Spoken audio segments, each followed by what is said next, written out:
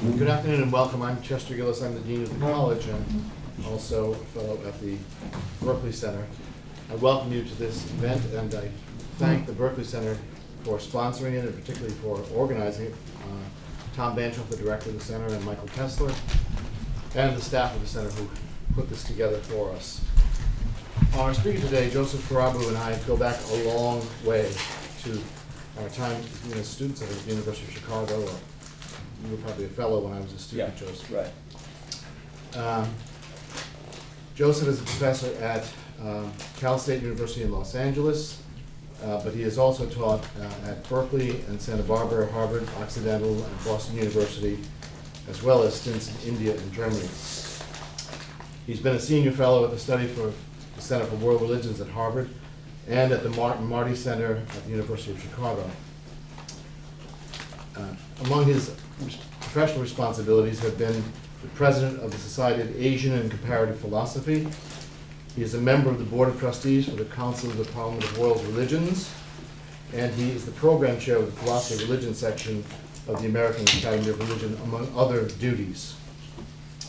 Some of his books include The Intercultural Challenge of Ramon Panikar, Indian Ethics, Human Rights and Cross-Cultural Perspective, Hegel, India and the Dark Face of Modernity, and Liberating Gandhi, Community, Empire, and a Culture of Peace.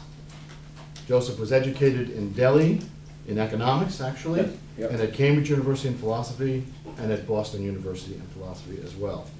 He is also, I must say, a wonderful speaker. I would even be surprised if he uses any notes. I know what he's like. He's got a remarkable mind and a very lithe way of presenting some very sophisticated material. The topic of which he will address today is religious identity in an emergent second axial age. Professor Joseph Prabhu.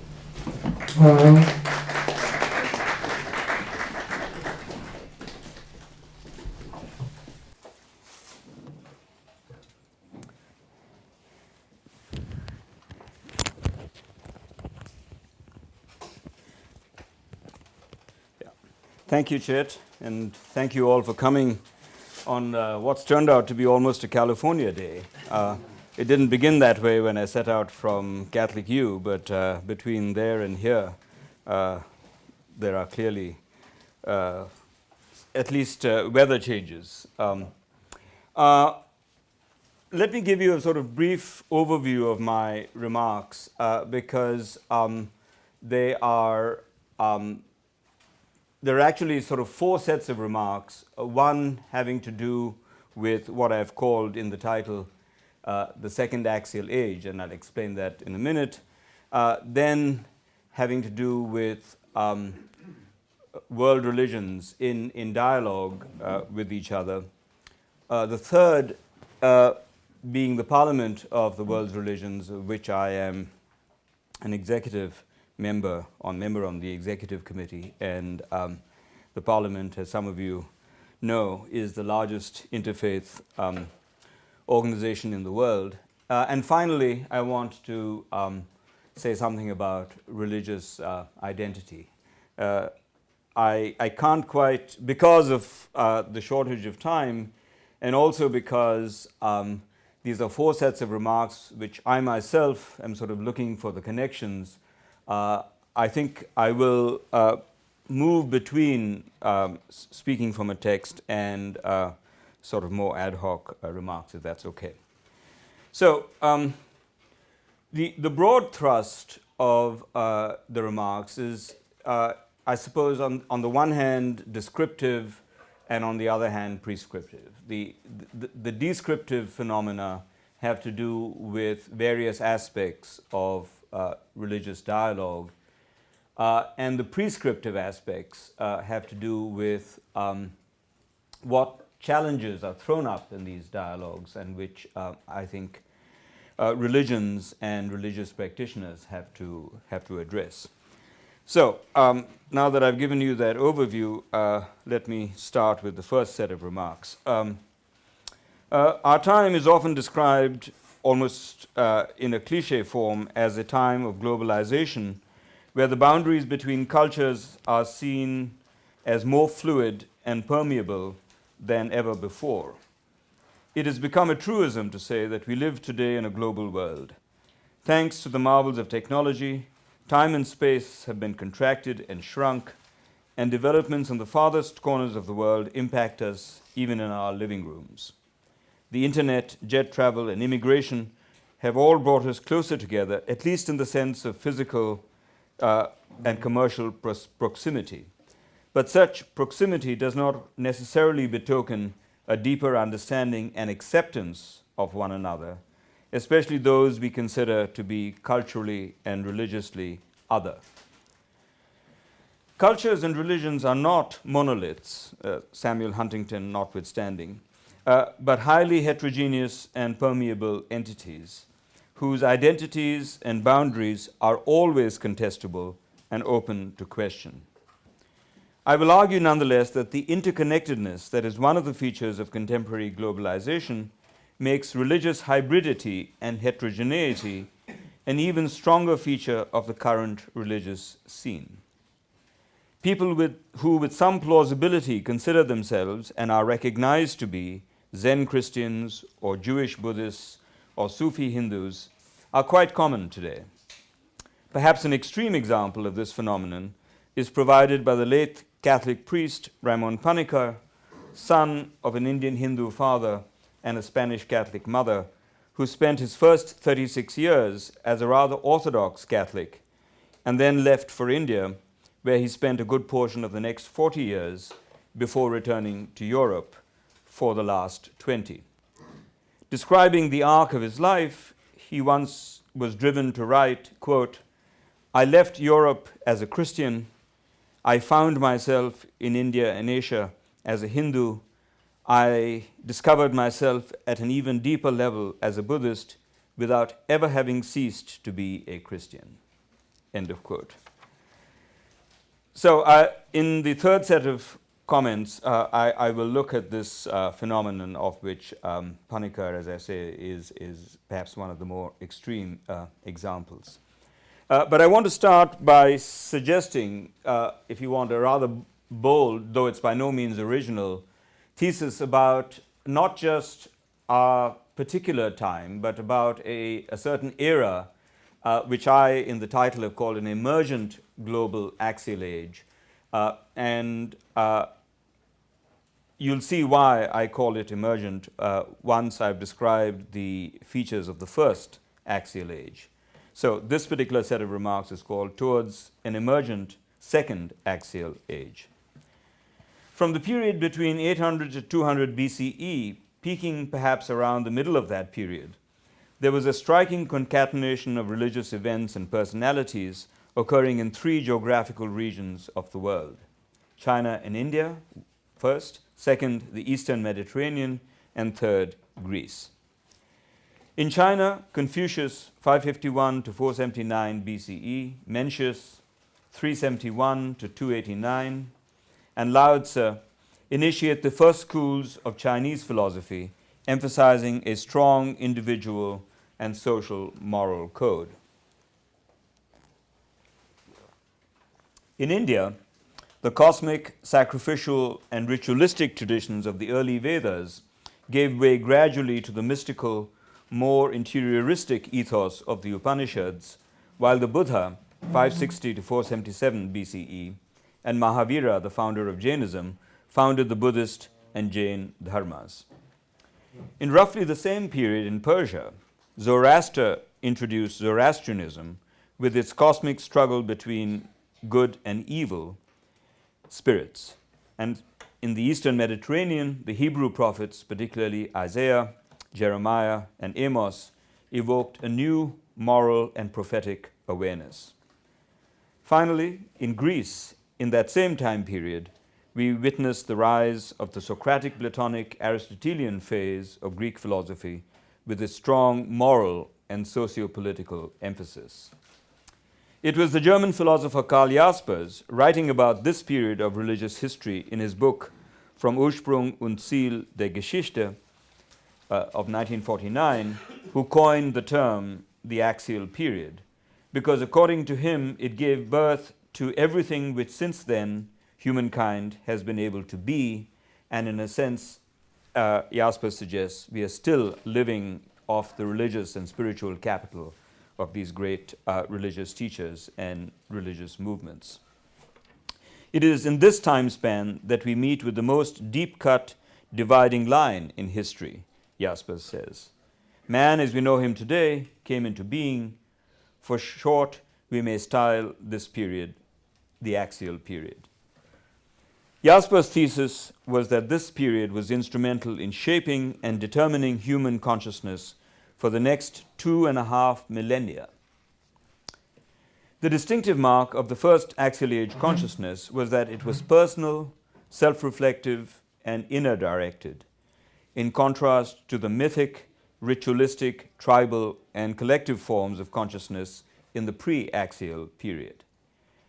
Whether one refers to the Delphic injunction to know thyself, the Upanishadic notion of Atman, the immanent deep self, the Buddhist imperative of individual enlightenment, or the early Chinese ideas of self-cultivation and the heart-mind, the emphasis is on individual identity and moral responsibility.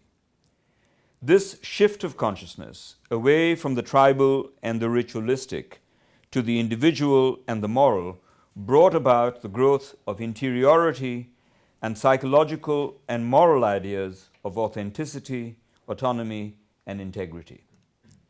From this, as the late Hewitt Cousins remarks, flow other features, quote, consciousness that is self-reflective, analytic, and that can be applied to nature in the form of scientific theories, to society in the form of social critique, to knowledge in the form of philosophy, and to religion in the form of mapping an individual spiritual journey. Think of Augustine, who comes quite a bit later. While such thinking may have opened up many spiritual and philosophical possibilities, it also closed off others. It severed the harmony, for instance, with nature and the tribe. The inward turn and the acquisition of self-consciousness run the risk of alienating axial persons from the web of life to which they belong. If now we turn our attention from the first millennium BCE to the late 20th and the beginning of the 21st century, our own time, we may discern another such momentous shift of consciousness that is equally epical and far-reaching. Scholars, including Hewitt Cousins, are calling this interval the Second Axial Period, bearing consequences perhaps as momentous as those in the first. There is, however, a marked difference between the two axial periods. The form of consciousness in the first was individual, while the form of consciousness in the second is global, or at least moving in that direction. Corresponding to the technological and economic forces associated with globalization, we witness forms of consciousness that signal our interconnectedness and our common habitation of a single planet home. Within such a planetary consciousness, which moves well beyond the tribal and the nationalistic, there is room for what the Jesuit paleontologist Pierre Teilhard de Chardin calls creative unions, in which differences are respected and appreciated, and in which one strives to find a unity or commonality in the midst of differences. Here is how Teilhard describes such creative or center-to-center unions. Quote, by touching each other at the creative core of their being, they release new energy, which leads to more complex units. Greater complexity in turn leads to greater interiority, which in turn leads to more creative unions. Throughout the process, the individual elements do not lose their identity, but rather deepen and fulfill it through union. The more other they become in conjunction, the more they find themselves as self. End of quote. At this point in history, the forces of planetization, according to Teilhard, are bringing about a great complexification of consciousness through a meeting of cultures and religions. In such a meeting, what Ramon Panikar calls a dialogical dialogue in contrast to the largely discursive dialectical dialogue, acquires great importance. One may discern three phases in such a dialogue. First, partners meet each other in mutual trust, ready to share one's particular truth and also to correct any misunderstandings of the truth, of their truth, on the part of the other. Second, they attempt with epistemological elasticity and an interpretive principle of charity, which grants the presumption of truth in the other's perspective, at least initially, to experience the other's truth from within. Such elasticity by no means precludes criticism of the other's position, but such criticism follows rather than precedes sympathetic understanding. Third, such a going out beyond one's usual or customary perspective also implies a going deeper into one's own. Interfaith dialogue normatively leads to intra-faith dialogue, a heightened awareness of one's own standpoint. As Panikkar expresses it, dialogue is fundamentally, quote, a dialogue is fundamentally opening myself to another, so that he or she might speak and reveal my myth that I cannot know by myself because it is transparent to me, self-evident and hidden. Dialogue is a way of knowing myself and of disentangling my own point of view from other viewpoints, and a point of view that I am not fully aware of because it is grounded so deeply in my own roots as to be hidden from me. It is the other who, through our encounter, awakens this human depth latent in me in an endeavor that surpasses both of us. In authentic dialogue, this process is reciprocal. Or, to take the Panikkarian insight in a more poetic form, expressed now by Rudyard Kipling, the English poet, what do they of England know who only England know? What I am suggesting in this section is that the Second Axial Age both reflects and is reflected by a dialogical impulse made possible by the globalizing tendencies of this period of history. No longer is it possible for religions to grow monadically in ignorance of one another. Such contiguity and interconnection, of course, also produce great tensions, as we witness in the fundamentalisms and misunderstandings and intolerances that dot the religious scene. Contemporary globalization, I'd suggest, is characterized by two opposite forces: a centripetal force pointing towards greater convergence and togetherness, and B, a centrifugal force pointing towards tribalism and monadic tendencies. Indeed, an impartial observer of the religious scene today would have to acknowledge the religious intolerance and violence that are tragic features of our time. I'm quite aware that I am focusing in this presentation on the more benign or liberal face of our global religious situation. To that extent, this presentation is an exercise of hope rather than of cold clinical analysis, an attempt to make religions a part of the solution rather than the problem that they often are. Now, I move to my second set of remarks, suggesting how within this emergent global age, religions, again considered now as units, might confront each other. It is beyond the scope of this particular presentation to go into an extended analysis of how religions change and grow. It should, however, be clear from the dialogical emphasis of my remarks above that there is at least a threefold task facing religions in this emergent Second Axial Age. First, there should be a turning away from provincialism, tribalism, and self-protective institutionalism towards an openness to dialogue with other faiths and traditions. Secondly, the encounter between religions is by no means to be structured along the lines either of a bland universalism or of an unbridgeable pluralism or incommensurability. The goal of such an encounter, rather, is a quest for a truth and a wisdom transcending and transforming the individual religions.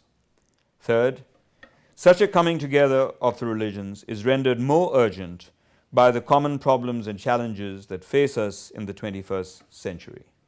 The increasing militarization evident throughout the world and the concomitant need for disarmament, the imperatives of peace, ecological sustainability, poverty and hunger, especially in the southern hemisphere, and the attendant challenge of a more just world order, to mention only the most urgent of our challenges. Let me say a few words about each of the three tasks. First, overcoming tribalism and self-protective urges.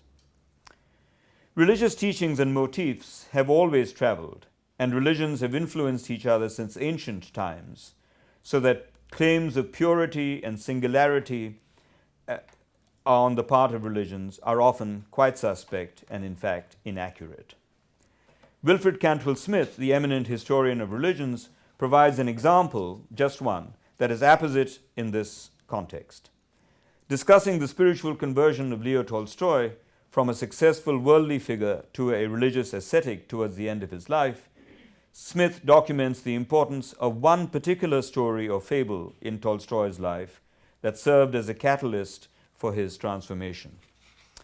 It is the story of a man who, fleeing from a furious beast, falls into a well, and to prevent himself from falling all the way down and into the mouth of a devouring dragon at the bottom of the well, clings desperately to a bush. As luck would have it, however, there are two mice, one black and one white, that nibble away at the roots of this bush. The bush, which initially seems to promise at least a temporary reprieve, soon loses its appeal. It will not, it becomes clear, be able to withstand the ineluctable erosion caused by the mice. Commenting on this fable in his autobiographical Confession, Tolstoy writes, "This is no fable.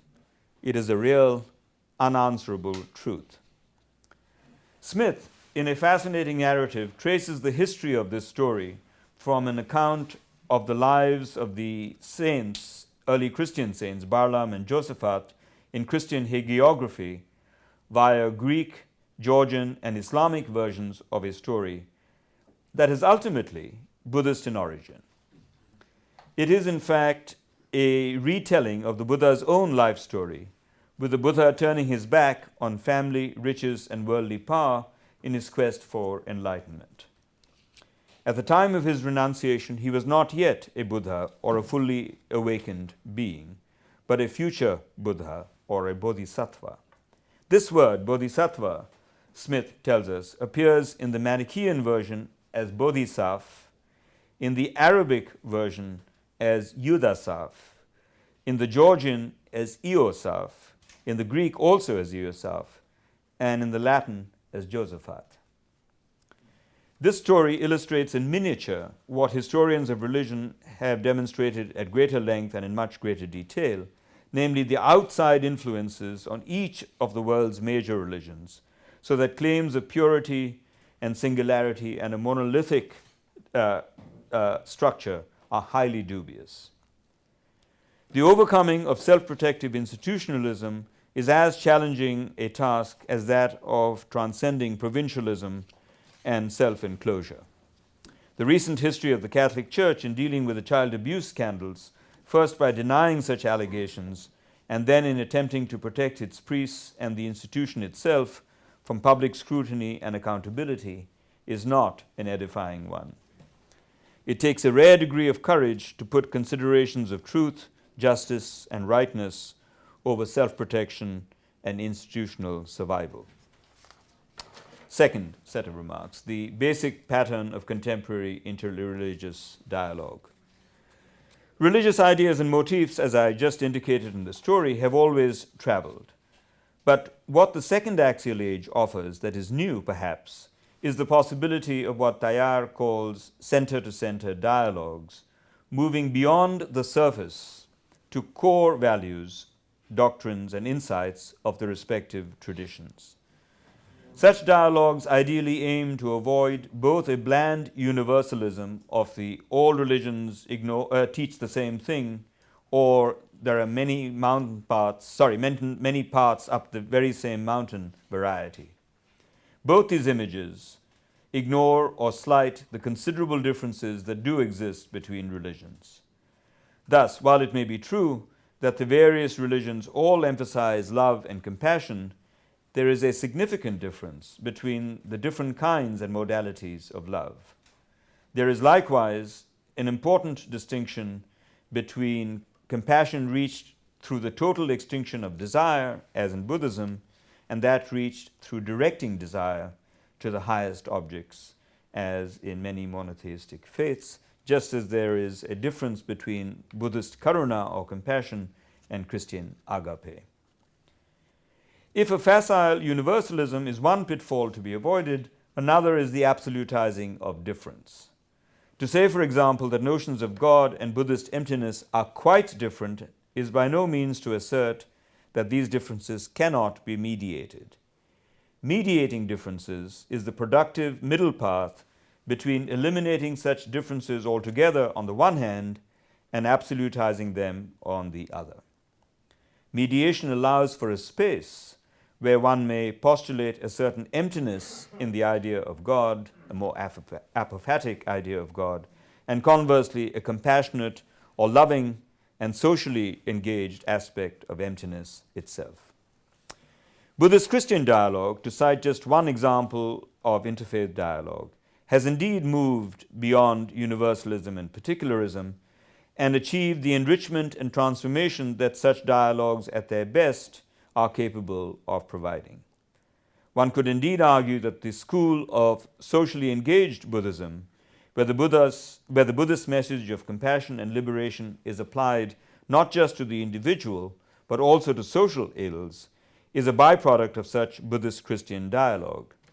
While on the Christian side, the renewed emphasis on meditation and other contemplative practices, and in general the rediscovery of the apophatic side of the Christian tradition, is a fruit of such dialogue. Given this history, it is not far-fetched, it seems to me, to talk of a mutual deepening and transformation that are some of the features that one associates with interreligious dialogue at its best. It is also important to mention in passing that such transformation by no means implies a facile syncretism, or what has sometimes derisively been called cafeteria-style religion, where one samples the wares of the different faiths in the religious supermarket. Christians and Buddhists in the aforementioned dialogue have remained Christians and Buddhists, rooted in and loyal to their own traditions, but nonetheless transformed in and through their inter- and intra-faith dialogues. Finally, the third part of this second section, the channeling of energies for solving common problems. The development of a global consciousness mediated through the encounter of religions and cultures is, however, only one aspect of the Second Axial Age. This consciousness is also global in its care and concern for the earth. As Ewart Cousins puts it, quote, "The very tools which we have used to bring about this convergence, industrialization and technology, are undercutting the biological support system that supports life on our planet. The future of consciousness, or even life on the earth, is shrouded in a crowd of uncertainty by the pollution of our environment, the depletion of natural resources, the unjust distribution of wealth, and the stockpiling of weapons. Unless the human community reverses these destructive forces, the whole of the 21st century is in peril. The human race as a whole, all the diverse cultures and religions, must face these problems together." End of quote. Faced by a common threat and reawakened by the cries of suffering peoples around the world, and indeed by the silent cry of the earth itself, religions can no longer afford to be self-absorbed and entirely inward-looking, but must assume responsibility for saving the planet and saving humankind from environmental disaster and social strife. This is another aspect, if you want a more outward-looking aspect, of the conversion that religions in the Second Axial Age are called to. this is a good point at which I want to suggest that these more sort of theoretical remarks do have at least one institutional home. There are many interfaith organizations around the world: United Religions Initiative, World Congress for Religion and Peace. But the Parliament of the World's Religions that I am privileged to serve on is perhaps the biggest of the interfaith movements and gatherings around the world. I want to say just a little bit about the Parliament so as to indicate to you that there is and should be a fruitful link between theory and praxis, between ideas and their implementation via social and religious movements, and the Parliament represents one such. Just two or three important points, I think, about the Parliament. The first, a historical point. The Parliament, as many of you know, came into being as in 1893 in Chicago, when the Columbian World Exhibition was in process, and it was the very first time where a largely Protestant America opened its doors to other religious voices, both within the US and from Asia and other parts of the world. It was the first time that Buddhism, Hinduism, Confucianism, and Taoism, the Asian religions, had a voice, if you want, on a world stage. And the impact of that in terms of the opening up of religious consciousness in the United States is, I think, quite remarkable and quite well documented. The Art Institute in Chicago has a whole room dedicated to the first Parliament, and another exhibit devoted to a rather extraordinary figure from India called Swami Vivekananda, who really galvanized the first Parliament. Whether it was the high expectations posed by Swami Vivekananda in the first Parliament, or the simple and almost stupendous logistical challenge involved in organizing a Parliament, it took another 100 years before people could get the courage together to do this. But in 1993, the Parliament met again in Chicago, and perhaps the most important document that came out of that was the document that both Hans Küng and Raimond Panikkar and many others worked on for quite a period of time, namely called the Declaration Towards a Global Ethic. This document has actually proved quite consequential because it's gone all the way up to the United Nations, which is now discussing the possibility of an addendum to the UN Declaration on Human Rights of December 1948, which, as you know, had a largely secular character. And now, given the religious realities around the world, the United Nations has realized that it's perhaps timely to try to see how religion could be introduced into the picture, given what a motivational factor religion is for many people on the ground. So that was the second Parliament. I'm giving you just a thumbnail sketch. The third was held in Cape Town, South Africa, at the invitation of both Nelson Mandela and Desmond Tutu. And the signal note there was a call to governing institutions. The Parliament thought that it was important that the World Bank, that the IMF and the United Nations try to be involved in discussion about religion. And the Parliament after that was in Barcelona, where Raimond Panikkar gave the keynote address, and where, according to at least the sociologists of religion, that galvanized discussion in Barcelona, at any rate. I mean, how wide it has spread throughout Spain, I'm not in a position to say. But the most recent Parliament was held in December 2009 in Melbourne, Australia, again at the invitation of the Australian government, because the Australian government approached the Parliament with a quite serious and concrete concern, namely the absorption of indigenous peoples, which had proved even after 200 years to be a very serious problem, and the Australians here would sort of testify to that.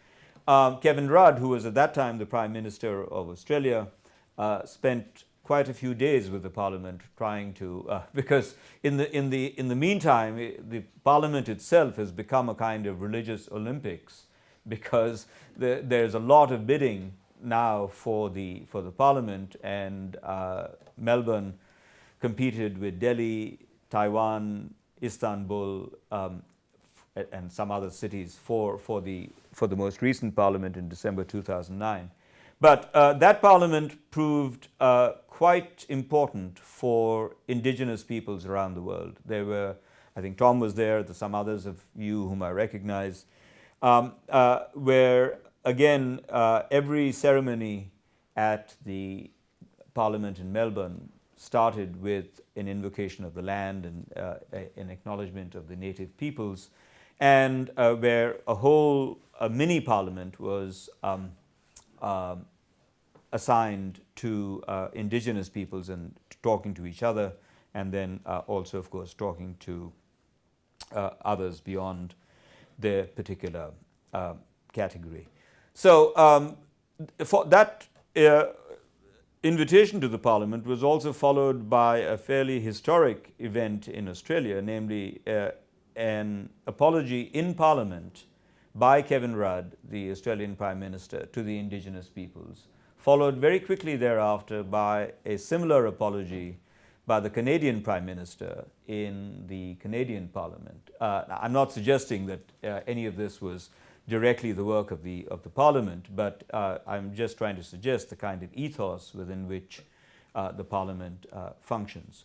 So I bring that up just as a way of suggesting that these somewhat theoretical remarks are in fact institutionally housed, and some of the programs of the Parliament, which involves a great deal of research in between in the 5-year period, really works around these factors. So it is something that I hope here at the Barclay Center further down the line we might try to explore in terms of partnership.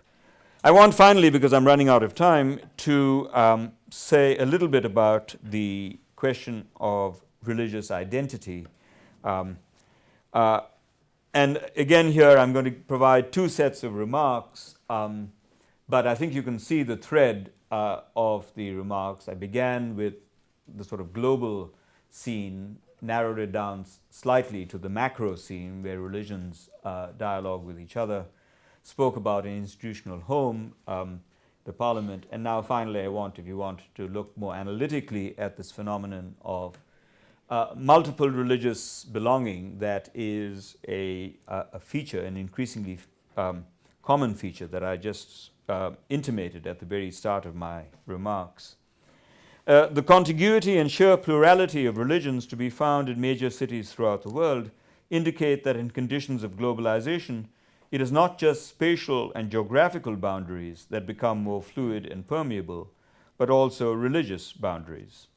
If we confine ourselves to cities in the West, thanks to immigration, economic opportunities, and the availability of travel options, demographic conditions have changed radically.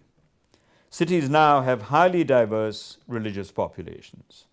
If we add to this state of affairs the rise of religious subjectivity that is characteristic of modernity and postmodernity, one observes a situation where the religious person is now not only able to choose religious affiliation, but also how many such affiliations he or she may want.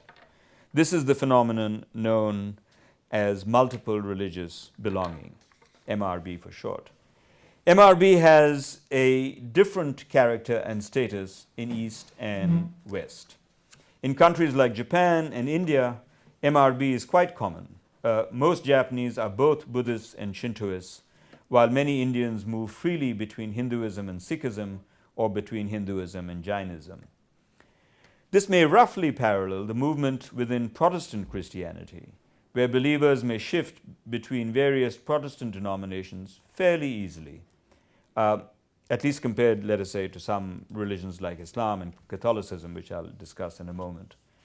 There are clearly religions and denominations within a particular religion where the boundaries are not very rigid and where religious membership is not seen in exclusive terms. The situation is, however, different with the three monotheistic faiths, Christianity, and especially in its Catholic version, Judaism and Islam. Here, the criteria of membership tend to be more clearly defined in terms of belief and practice, although here too one may note vast internal differences. Jews seem to move more easily between religious traditions, though not within the monotheistic faiths themselves. At least half of the Buddhist retreat centers and ashrams of Northern California are run by Jews, and the phenomenon of the Jubu, or Jewish Buddhists, is now sufficiently common for it to be the butt of many jokes. With the availability of many options of religious practice and ritual, it should come as no surprise that people of one faith or tradition adopt the practices of another. And this has been studied pretty intensively by Robert Putnam at Harvard in a book. Anyone remember the title? American Grace. That's right. Yeah. That's the title. And Putnam and his co-author go into fair statistical and descriptive detail. It should come as no surprise that people of one faith or tradition adopt the practices of another.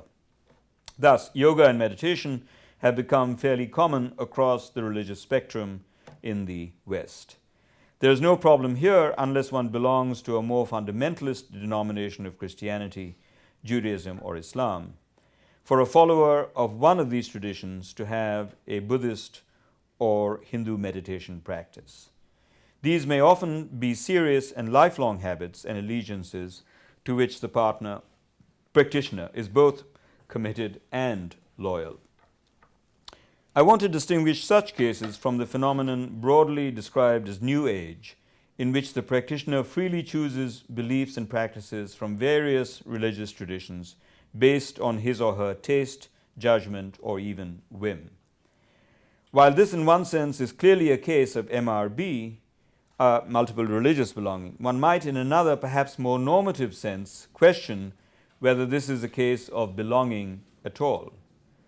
Belonging seems to imply a sense of commitment and of loyalty, both of which are often absent in the case of New Agers, at least in terms of their loyalty to any one tradition, who frequently are like shoppers in the religious supermarket, picking and choosing as they wish. The notion of doctrinal or practical constraint and recognition of constraint that is a mark of many religions seems to be absent here. Religion and religious practice for New Agers are often matters of lifestyle and consumer choice. A somewhat analogous situation that is increasingly common, especially among young people, and again Putnam documents this, is the spiritual but not religious phenomenon that one observes particularly in the West and among the young. This betokens a disenchantment clearly with institutional religion, and again I'm blanking on the name of the foundation. The Luce Foundation has documented this in some of their studies. This betokens a disenchantment with institutional religion and with prescribed practices and rules originating in or from institutions. The motivating idea here seems to have a twofold character. On the one hand, the shift is definitely towards religious experience and the freedom to enjoy experiences without the regulation of institutional authorities. On the other, there is also an implied critique of institutions as irrelevant, outdated, corrupt, or overly rigid. Many of the practitioners in this category may well see themselves as committed to the practices and the ethics and values they associate with them. I want to conclude with perhaps two brief set of remarks on this phenomenon of religious identity, pointing out what I've already mentioned earlier in the paper, namely the differences between the West and the East in terms of the fluidity that one observes in the East as against the somewhat more rigid demarcations in the West. One set of remarks has to do with how identity is thought about. It's a conceptual point. And I would suggest that identity in the West is largely defined in terms of the principle of non-contradiction. If you go back to Aristotle, that one is something by not being something else. And the negative characteristics that one differentiates oneself from, in a sense, marks one's space. Whereas in many parts of the East, and especially in India, identity is not looked upon that way. I mean, it's an extraordinary phenomenon to find at Christmas Hindus, Muslims, Jains, all in the church, and as well as Christians going to Sufi or Buddhist shrines to worship or get a blessing. And so even when we are talking about Christians in India, for example, there is an actual practice, a great deal of fluidity, of practice between. And that has to do, this is a broad philosophical speculation, but identity is not looked upon in terms of the principle of non-contradiction. It's looked upon with the principle of identity. In other words, if, and this is to give a kind of Vedantic explanation for this particular notion of identity, if one is seen as a manifestation of the divine, then one's true identity, according to Vedantic philosophy at any rate, is in the deepening of that identity, wherever that deepening may come in from. It's not seen in terms of a more horizontal differentiation as with the first model, the principle of non-contradiction. So that's a thought that I am trying to develop more fully, but I bring it up now because I'd like your thoughts, if you have any, around that particular point. But the second is, I guess, that even though I've, in the last remark, pointed out differences between East and West, at least in terms of how identity is understood, in terms of the more global phenomenon that I've analyzed in this paper, namely of a dialogical impulse coming about as a result of globalization, I think sociologists and philosophers of religion have to deal with a mutation now of religion. If we don't have these monolithic boundaries that mark, let's say, one religion off from another, and people move fairly freely across these boundaries, then it raises the question of how a religion is to be defined. Is it going to be defined in terms of institutional authority? Is it going to be defined in terms of doctrine, in terms of practice?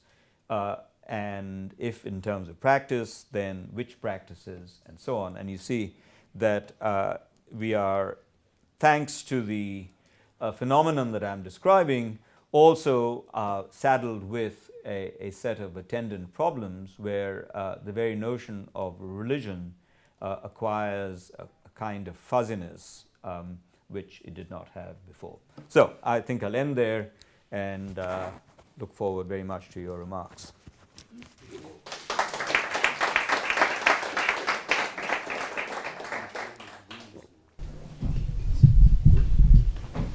Joseph, you're going to take your own questions? Yes, I'll entertain my own questions. Yeah. Yes, please. Thank you so very much. I appreciate your last remark also about how things mutate. And, you know, religions, I guess, in many ways, if you were to look back in time, Could you perhaps just tell us who you are so that I can know? My name is Ken Dante, and I'm just very, very interested in religion, okay. violence, nonviolence, and how religions emerge. But also, it's like some mutate. And I think in many ways, they're an experimental process. they may emerge at very difficult, traumatic times. I look even in this country in the 60s, in response perhaps to the Vietnam War and the nuclear age, and many different cults came about. There was experimentation with that, but you could also say back in history that most religions started as cults or very small groups. There were alterations. But I was going to ask a question in terms of when you talk about New Age or when you talk about cafeteria style religion, it's usually with kind of a negative connotation. I hear that. It's from more of an established position that I hear that. But in the terms of experimentation, people are sometimes not just trying on costumes, they're trying on ways of being to try to make sense of it. So I think that much of the experimentation that has happened is people desperately trying to make sense. And if in this time period, as things break down as well as things emerge, if people will be in those experiments, and I even look at some of the Islamicist movements as kind of a cultish experiment. It's like, can you redefine a way of being to make sense with what one's experiencing and what's happening in the world? Right, right. No, you're certainly right descriptively. There is much more of this experimentation, and certainly a turn towards religious experience as providing, if you want, the kind of normative criteria. But in a sense, I'm trying to go a little deeper and ask, why has that shift occurred? And what are the implications of that shift? So I take the shift for granted, I mean, because we see it.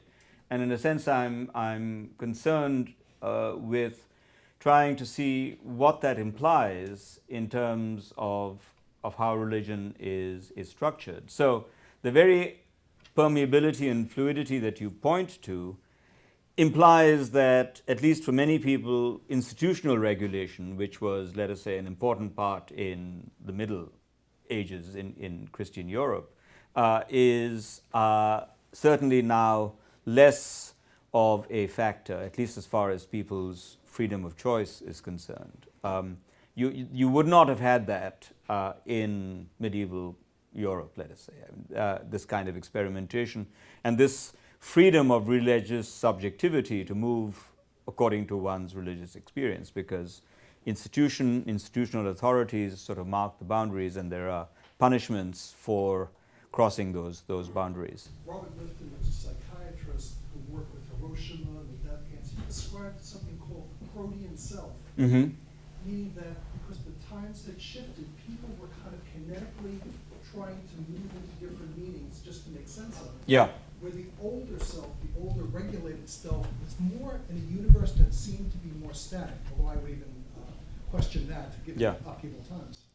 Well, I mean, you mentioned earlier that you might have picked up a sort of negative edge, and there is a negative edge, but perhaps I should sort of frame the question more openly. I think it's an open question as to the staying power of these cults and the kind of religious depth that they can provide. So, I mean, of course, in a predominantly consumeristic age, you're going to get a lot of experimentation, and certainly the most quickly spreading form of Christianity is Pentecostal religion that relies very much, I mean, in Latin America, in large parts of Africa, this is sort of spreading like wildfire. But I think sociologists of religion and others have to wait and see what the sort of staying power of these sort of Pentecostal forms of Christianity are. Peter? Thank you very much, Joseph. The topic of multiple religions interests me a great deal. I just wrote a preface to a work by Australian Gideon Goosen with the exact title to be published very soon. My question to you is this. You trace the development from the First Axial Age to our Second Age, as if multiple religious belonging is something that emerges out of the Second Axial Age. I'd like to pose the kind of experimental question. in a certain sense, for most Asians, this question of multiple religious beliefs make no sense whatsoever. Right. The categories which you start out with religion, which I say is an invented category. And because once you invent a category, then you start to see the other how they fit into it with boundaries.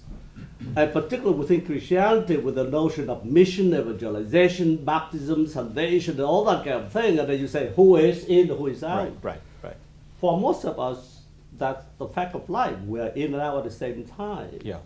So, in a certain sense, I ask you whether this category makes more sense to Westerner with this invented category of religion than with us Asian. We just finished a doctoral dissertation of our student, who, by the way, got doctorate with distinction.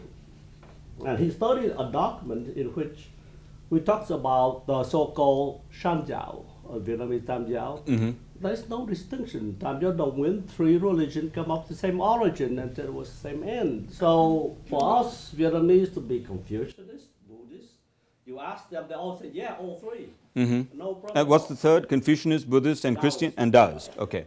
Yeah. So that's my question to you. So is the question whether I mean the very idea of religion as being a demarcated boundary, sort of suggest a structured category, is largely a Western. Well, I mean, I think that's certainly true historically. I mean, if I take my own country, India, as an example, Hinduism was an invention in that sense of the British, who needed it for census purposes and purposes of taxation and so on. So because even the term Hinduism, I mean, is so internally heterogeneous that you have everyone from a rank materialist atheist to an animist, and all the varieties in between, who'd all call themselves Hindu. So it's very difficult to define a Hindu in terms of either belief or practice, etc. So that it becomes, if you want, more of kind of a social marker. So yeah, I mean, I think that is true.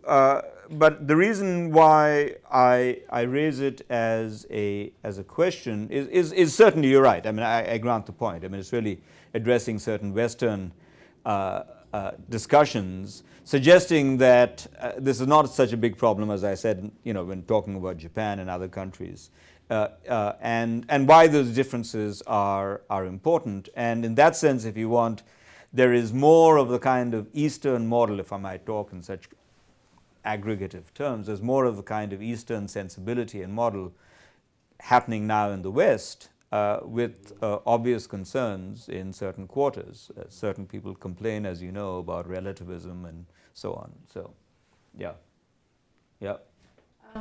Since you asked for identification first. Sure. My name is Heidi Burns. But not identity, identification. Yeah. That's exactly right, and I will take that further. I sit in the German department here, but my thing is applied linguistics.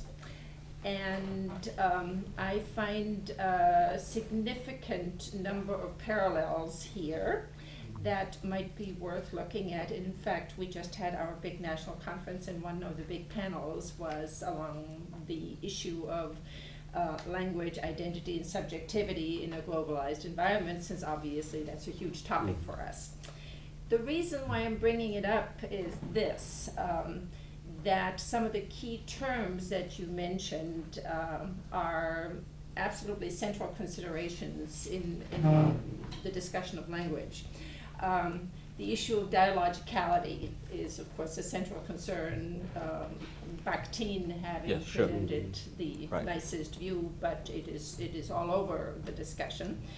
But the question of what comes first, monolingualism or multilingualism, and of course the very terms that you used for describing globalization are rampant in the current discussion of language use, hybridity, shifting identities, the imposition of earlier structures in the creation, artificial creation of monolingualism, when before it was actually multilingualism, that there are no borders, that people were perfectly comfortable with using multiple languages all along, and that the creation of the nation state and structures of governance and of administration were actually the reason why languages were created.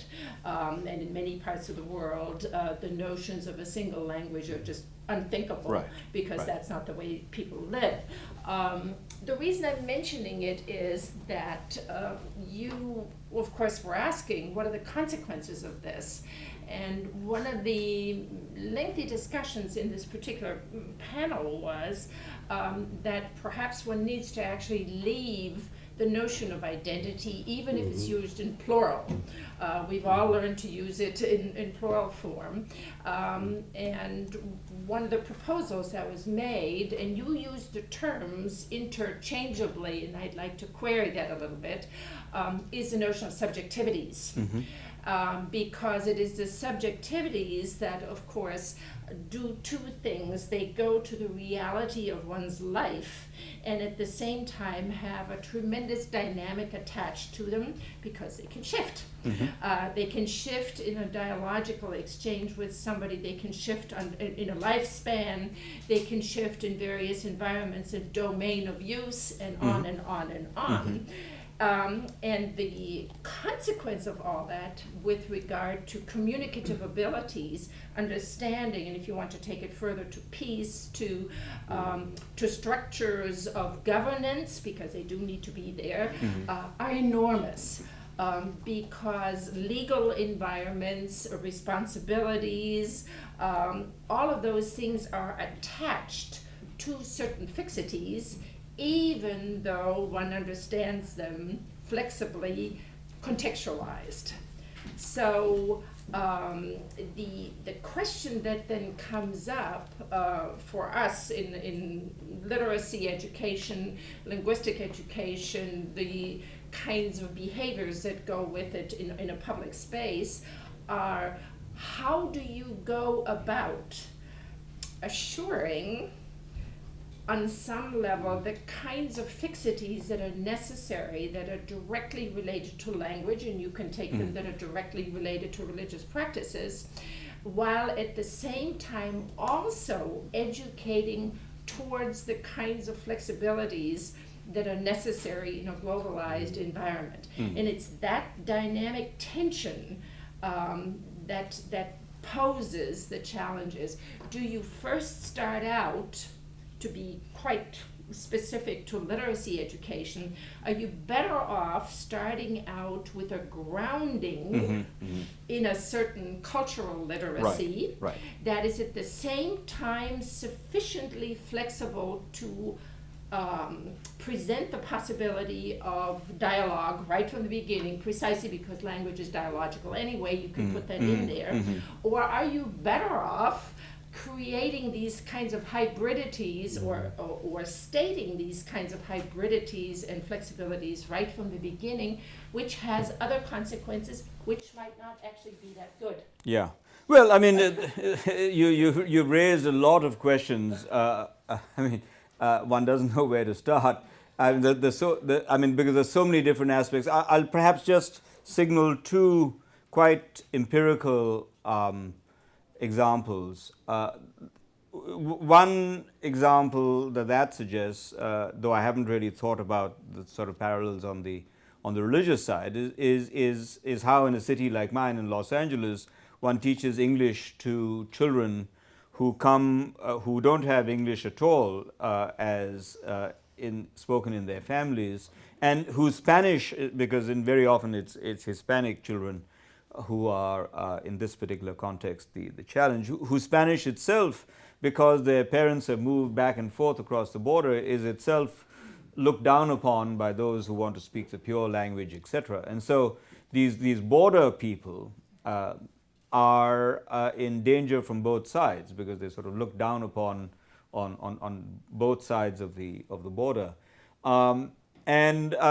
I'm not sure that there is. I mean, it's still an experimental process. People are trying to say, all right, look, let's give the child the first 3 classes or first 3 grades in Spanish, give him or her a sense of self-confidence, a sense of being able to articulate thoughts and so on in a language that comes most easily to the child, and then go on to English. That's one model. And the sort of counter argument to that is that you're just sort of absorbing and fixing that child in a language that she's going to have to at least put somewhat in the background because she's living in America, and the earlier we get on with English, the better. So there's a lot of debate on that point.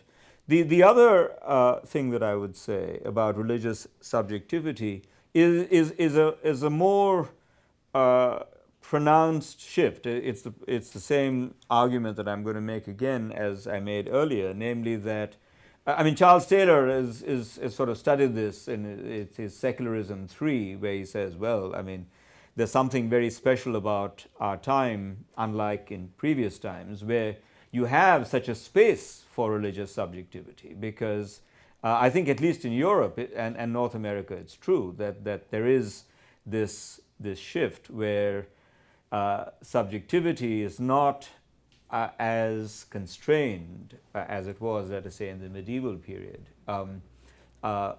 and now gets much more space to operate. Yes, a lady had a Could the inflexibility of Western inter-religious dialogue come from the emphasis on immortal eschatologies, not living within your present divine being, but then also the influence... Sorry, what was the adjective before eschatologies? Immortal, so afterlife. Oh, I see. Okay, all right. Eschatology Yeah. focused Oh, on into the next afterlife, life. Okay, which, yeah. Influences missiology of having to save other people, such Right. and such.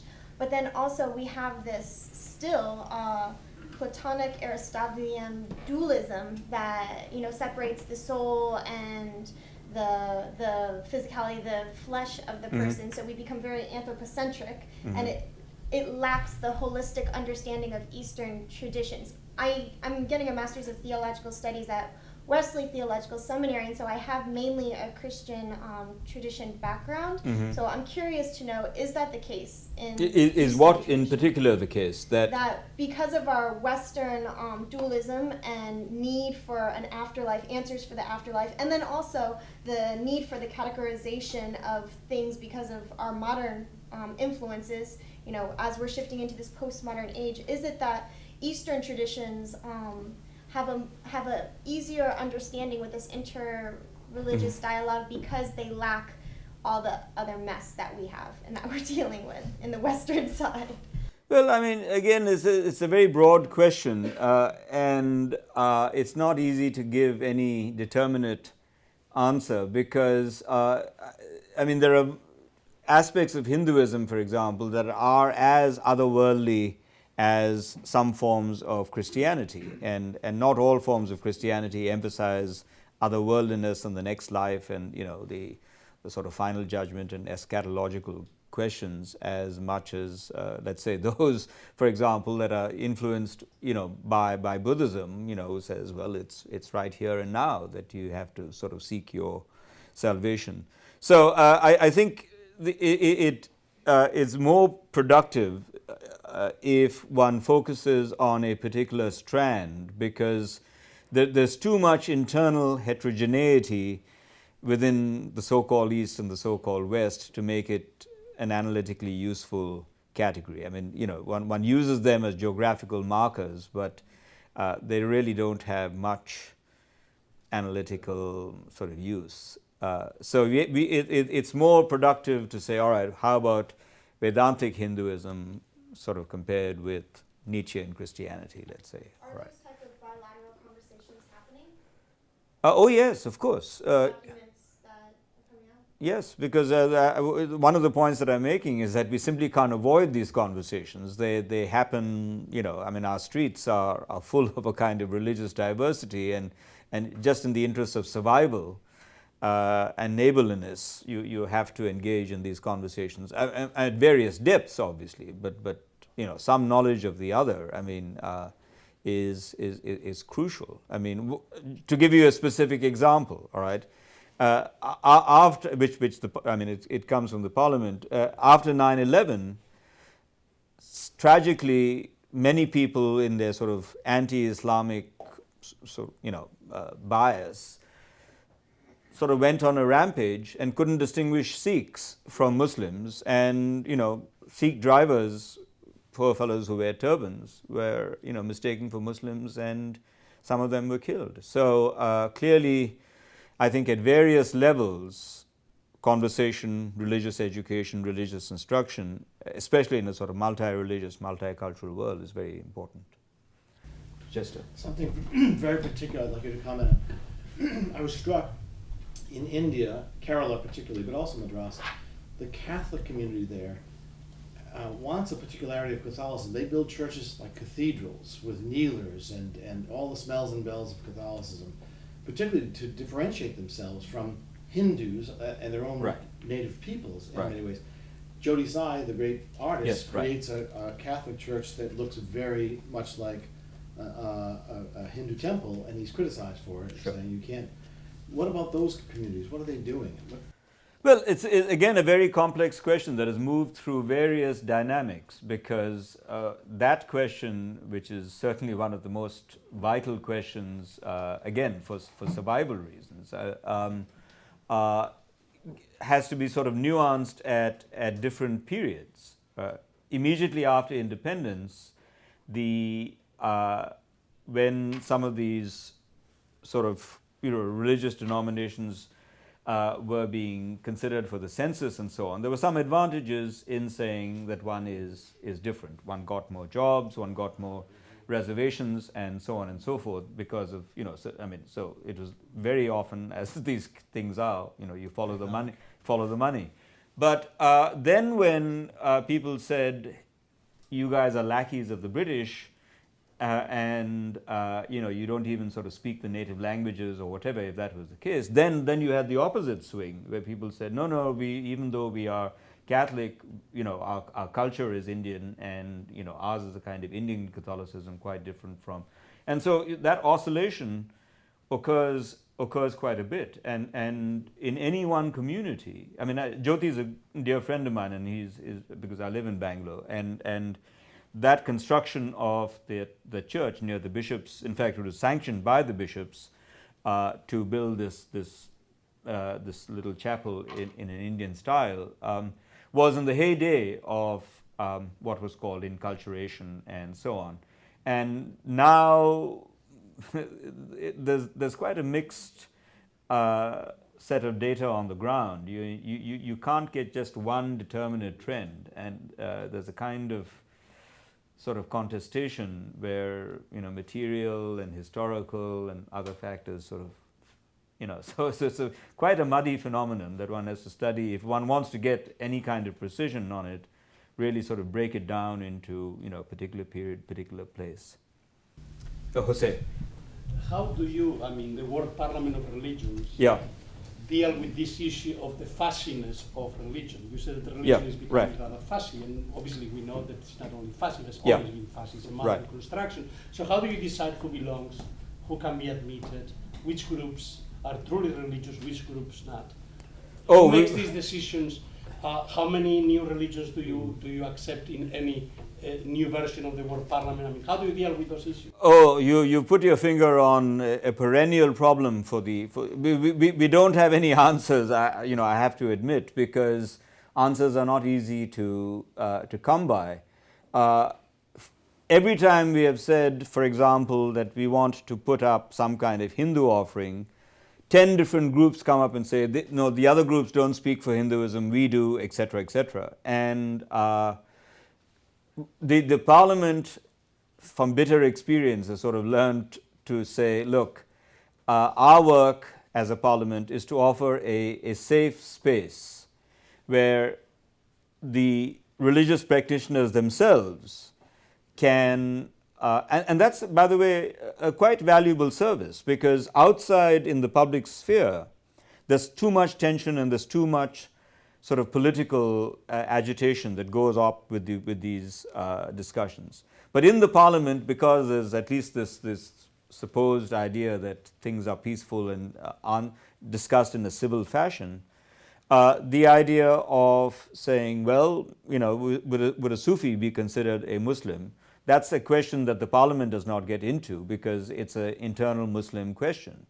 And we try to bring different constituencies within Islam together on the podium. I mean, but besides the word religions, do you mean, obviously, you let now Aborigines religion, That's true. Indigenous religion. Witchcraft. But which ones? And how do you define which ones?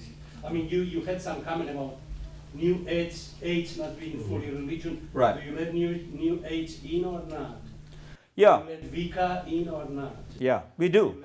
We do. The answer is that the parliament is almost promiscuous in that way.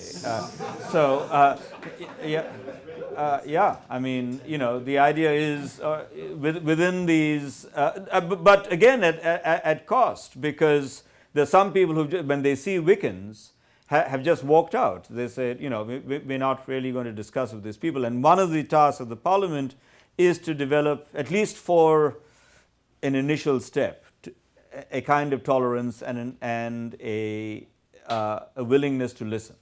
And I think there's been some modest success there because, as you know very well from your studies, I mean, these things are so politically and culturally fraught that the parliament does render a service in saying, at least for a limited period of time, let's try to discuss these issues in a civil fashion, and then appoint some kind of mediator who says, all right, look, here have been the sort of. So the short answer to your question is everyone who wants to come to the parliament is welcome. We don't exclude anyone. And when people raise these questions, well, if she's coming, I'm not going to come, we say, well, that's your choice. But, this is our particular, we see ourselves in the parliament as a big tent, as a facilitator, but not as an adjudicator or as a specific mediator, but just a facilitator. I want to thank the Berkeley Center for sponsoring, the Matera Center for hosting us, but most of all, Joseph, for stimulating our thought. Well, I thank you. Yeah.